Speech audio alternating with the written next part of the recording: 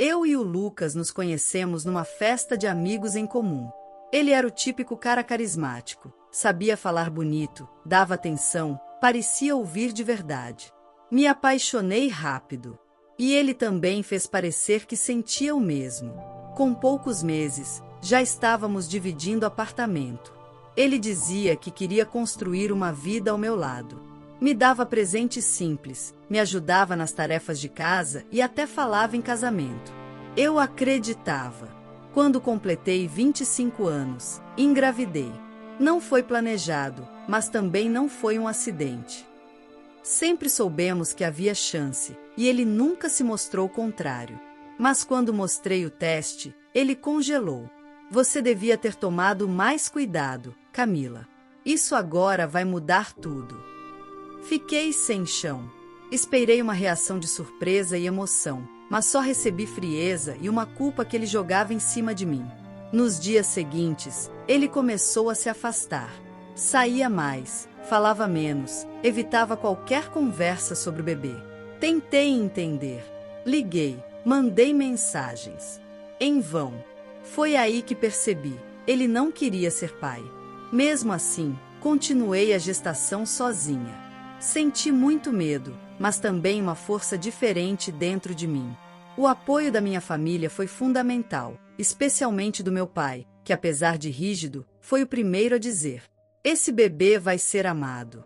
E você não está sozinha." Aceitei o convite para voltar a morar com ele e com Marta, minha madrasta. Não era o cenário ideal, mas era um lar seguro. Durante toda a gravidez, Lucas desapareceu. Não me acompanhou em nenhuma consulta, não perguntou se eu precisava de algo. Nem mesmo respondeu quando mandei a primeira ultrassonografia. Mesmo assim, deixei claro por mensagem: você pode estar presente, mas precisa assumir como pai, não como visita eventual. Ele visualizou e sumiu por meses. Pedro nasceu saudável, de parto normal. Eu chorei ao ver aquele rostinho pela primeira vez. Meu pai também chorou. Foi um momento de dor e cura. Marta nos acolheu como se fosse sangue dela. E mesmo com o coração quebrado, naquele instante, eu me senti inteira. Lucas só apareceu de novo quando Pedro já tinha quase 3 anos. Apareceu do nada na porta da creche. A educadora me ligou dizendo que o pai do Pedro queria vê-lo. Fiquei nervosa, mas permiti que ele falasse com o menino ali, sob supervisão. Pedro não o reconheceu. E Lucas pareceu desconfortável. Depois daquele dia, ele me procurou. Disse que estava arrependido, que tinha fugido por imaturidade, que agora queria fazer parte da vida do filho. Disse que queria tentar de novo, comigo e com Pedro. Pedi tempo. Levei o assunto ao meu pai, que ficou furioso. Depois de sumir por anos, ele quer voltar como se nada tivesse acontecido. Mas eu sabia que Pedro, cedo ou tarde, perguntaria sobre o pai. E achei que merecia pelo menos tentar. Lucas começou a ver o filho uma vez por semana, sempre sob supervisão. No início, era atencioso, brincava, levava presentes, fazia Pedro sorrir.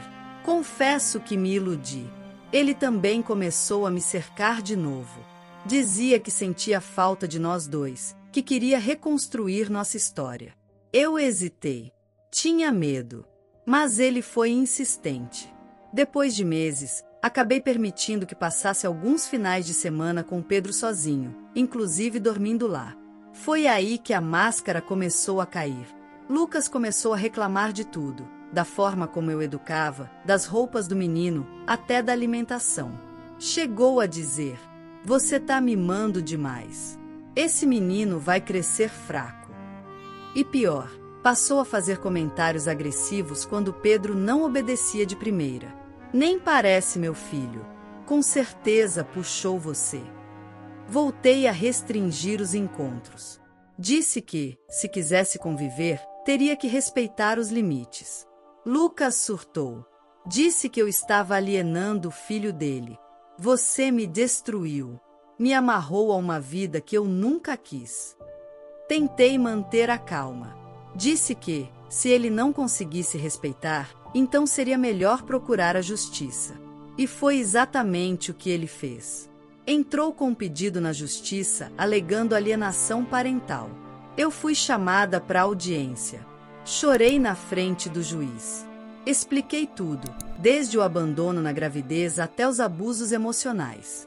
O juiz autorizou visitas, mas com supervisão profissional. Lucas ficou furioso. Disse que eu estava estragando tudo. Eu só pensava em proteger meu filho. Os meses seguintes foram tensos. Pedro, com quase 5 anos, começou a perguntar por que não via mais o pai como antes. Contei com cuidado. Disse que às vezes os adultos precisam de tempo para aprender a cuidar melhor. Ele aceitou, mesmo sem entender completamente. Chegamos em dezembro.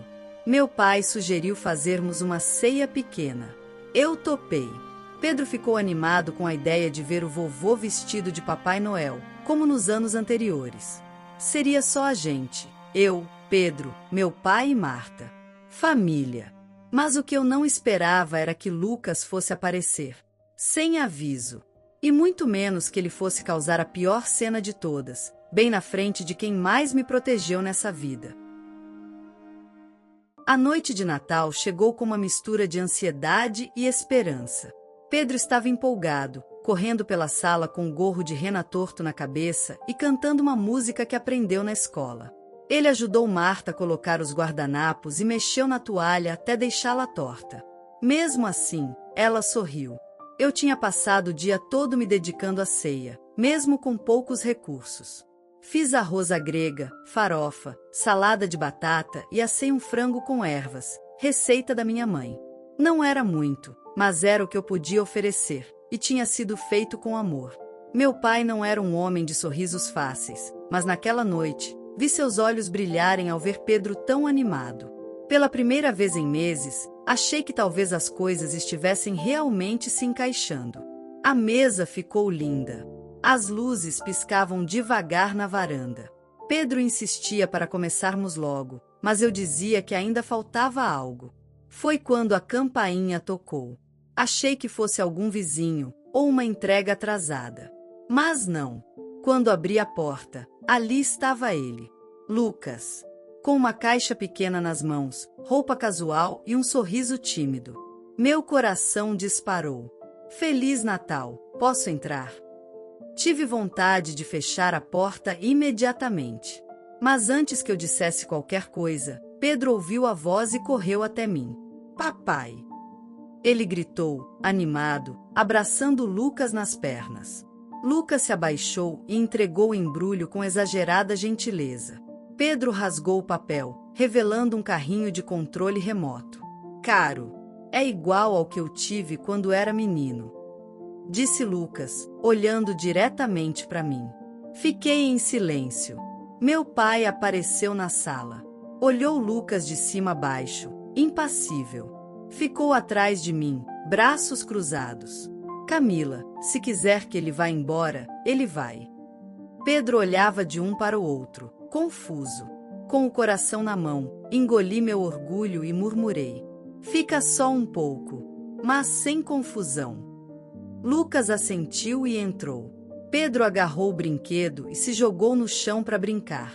Marta, tentando aliviar o clima, comentou qualquer coisa sobre o calor da noite e a decoração da sala. Sentamos à mesa. Tentei me manter neutra. Lucas elogiou a comida, conversou com Pedro, e por alguns instantes, até parecia que aquilo poderia terminar em paz.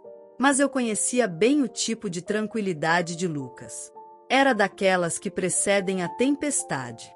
Durante a sobremesa, quando Pedro ainda brincava com o carrinho, Lucas soltou, do nada. Sabe, eu olho para tudo isso e penso que eu tinha um futuro. E que hoje, tô aqui, quebrado, ferrado, preso. Levantei os olhos. Preso ao quê, Lucas? Ele balançou a cabeça e riu. Você me amarrou com essa criança. Me obrigou a largar meus sonhos. Você destruiu minha vida com esse filho. O silêncio caiu como uma pedra na sala. Pedro parou de brincar. Marta engasgou com a colher. Meu coração gelou. Mas Lucas não viu meu pai atrás dele. Repete, disse meu pai, em voz baixa. Lucas se virou devagar. Tentou se explicar. Seu Antônio, o senhor entendeu errado. Eu só estava dizendo que meu neto destruiu sua vida. É isso. Meu pai deu um passo à frente. A presença dele, sempre firme, agora era ameaçadora. Você sumiu por anos. Nunca pagou pensão. Nunca perguntou se minha filha tinha comida. Agora aparece com um presente e acha que tem direito de abrir essa boca? Lucas ficou sem reação. Pedro, assustado, começou a chorar. Peguei ele no colo, tentando acalmá-lo. Mamãe tá aqui, amor. Tá tudo bem. Camila, me escuta, eu não quis, tentou Lucas, levantando as mãos. Já escutei demais. Respondi, com a voz embargada. Meu pai apontou para a porta. Sai. Agora. Lucas hesitou. Mas meu pai deu mais um passo. Ele não precisou repetir. Lucas saiu murmurando algo, batendo o portão. Fechei a porta devagar. Pedro soluçava no meu colo. Marta limpava os olhos. E meu pai voltou a se sentar, como se nada tivesse acontecido, mas com os punhos cerrados sobre a mesa. Aquela ceia terminou sem brindes, sem alegria. Quando coloquei Pedro na cama, ele ainda tremia. Mamãe, o papai não gosta de mim? Não, meu amor. O papai tá confuso. Mas a mamãe ama você. E o vovô também. Ele agarrou meu braço e não soltou. Deitei ali com ele, sentindo o peso de tudo. Naquela noite, uma linha havia sido cruzada. Lucas não só me feriu, ele machucou nosso filho. E por mais que doesse, eu sabia, aquela tinha sido a última vez que ele pisaria naquela casa. A manhã seguinte parecia mais fria do que o normal, mesmo sendo pleno verão. A mesa da ceia seguia posta, como se zombasse da tentativa de reunir uma família que, naquele instante, se mostrava completamente rachada. Pedro acordou de rosto murcho. Quando me aproximei, tentou forçar um sorriso, mas seus olhos denunciavam que algo dentro dele tinha mudado. Ofereci leite com chocolate, seu preferido, mas ele recusou. Apenas balançou a cabeça e se virou pro lado. Tentei manter a calma, mas meu peito doía. Eu sabia que ele tinha escutado tudo. Sabia que aquelas palavras de Lucas não iam sair tão fácil da cabeça dele. Você destruiu minha vida com esse filho. O resto da casa também estava em silêncio. Marta tentava brincar com Pedro, sem sucesso. Meu pai saiu cedo, dizendo que ia resolver umas coisas no centro, mas eu sabia que ele queria espairecer. Passei boa parte do dia limpando a sala, como se tirar os restos da ceia também pudesse apagar o que Lucas tinha feito. Mas nada apagava. O estrago estava feito. À tarde, enquanto eu organizava algumas coisas no quarto do Pedro, meu celular vibrou. Era Lucas. Exagerei ontem. Foi o vinho, o estresse, sei lá. Só falei aquilo no calor do momento. A gente pode conversar? Fechei os olhos. Respirei fundo. Aquilo era típico dele. Fazia o estrago e depois fingia que dava para remendar com uma desculpa qualquer. Não, você não vai mais pisar aqui.